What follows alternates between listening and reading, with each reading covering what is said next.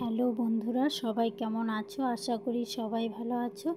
আজকে আমি তোমাদেরকে দেখাবো আলু দিয়ে রুই মাছের ঝোল।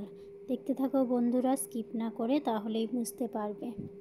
দেখো আমি মাছ ধুয়ে নিয়েছি, ভালো করে ধুয়ে নুন হলুদ মাখিয়ে নিয়েছি। আর এখানে কেটে নিয়েছি পেঁয়াজ, আর এদিকে হচ্ছে আলু। দেখো আমি একটা আলু 4 পিস করে কেটে নিয়েছি লম্বা লম্বা করে, আর একটা টমেটো নিয়েছি।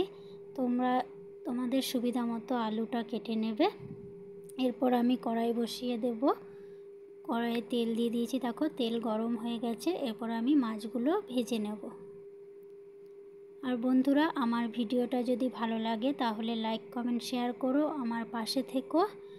আর যারা নতুন আছো আমার চ্যানেলটাকে সাবস্ক্রাইব করে আমার পাশে থেকো, পাশে থাকা বেল আইকনটি প্রেস করে দিও, তাহলে আমি যখনই নতুন ভিডিও দেব তোমাদের কাছে নোটিফিকেশন পৌঁছে যাবে সবার আগে।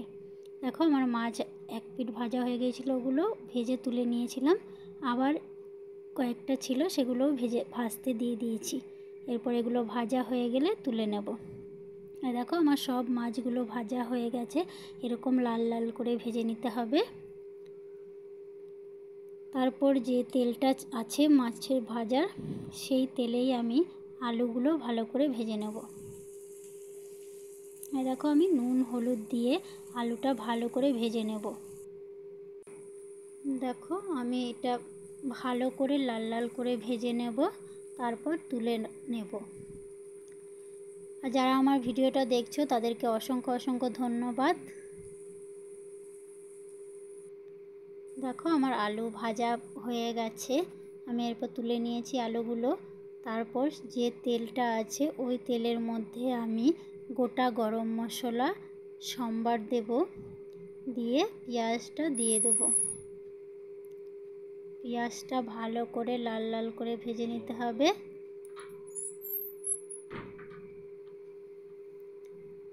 ভেজে নিয়ে তারপর এর মধ্যে টমেটো দিয়ে দেবো। দেখো আমার লাল লাল করে ভাজা হয়ে গিয়েছিলো, এর মধ্যে আমি টমেটোটা দিয়ে দিলাম। এরপর টমেটোটা একটু ভাজা হয়ে গেলে এর মধ্যে সমস্ত মশলাগুলো দিয়ে দেব। আমি মশলা দিয়েছি আদা বাটা, রসুন বাটা, আর জিরে গুঁড়ো, হলুদ গুঁড়ো, নুন, সামান্য একটু মিষ্টি, সমস্ত কিছু দিয়ে, আর কালারের জন্য দিয়েছি একটু কাশ্মীরি লঙ্কার গুঁড়ো, আর লঙ্কার গুঁড়ো দিয়েছি ঝালের জন্য। যে যেরকম ঝাল খাবে সে সেরকম দেবে। এরপর আমি এটা ভালো করে কষিয়ে নেব। যখন তেল ছেড়ে আসবে তখন জানবে ভালো করে কষানো হয়ে গেছে। কষিয়ে আমি আলুগুলো দিয়ে দিয়েছি, দেখো। এরপর আলু দিয়েও একটু ভালো করে কষিয়ে নেব। তারপর আমি কষানো হয়ে গেলে জল দিয়ে দেব।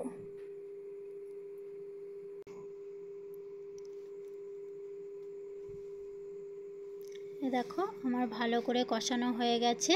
এরপর আমি পরিমাণ মতো জল দিয়ে দিলাম। এই সময় তোমরা দেখে নেবে নুন হয়েছে কিনা, যদি নুনটা কম হয়ে থাকে তাহলে আরেকটু নুন দিয়ে দেবে। এই দেখো আমার ঝোলটা ফুটে এসেছে। এরপর আমি এর মধ্যে দিয়ে দেব মাছগুলো। মাছ দিয়ে একটু ভালো করে ফুটিয়ে নিতে হবে, তারপর গরম মশলা দিয়ে নামিয়ে নিতে হবে। তো বন্ধুরা, আমার এই রেসিপিটা কেমন লাগলো কমেন্ট করে জানাবে। আমি আমার ভিডিওটা এখানেই শেষ করছি বন্ধুরা। সবাই ভালো থাকবে, সুস্থ থাকবে, সবাইকে টাটা। আবার দেখা হবে নতুন ভিডিওতে।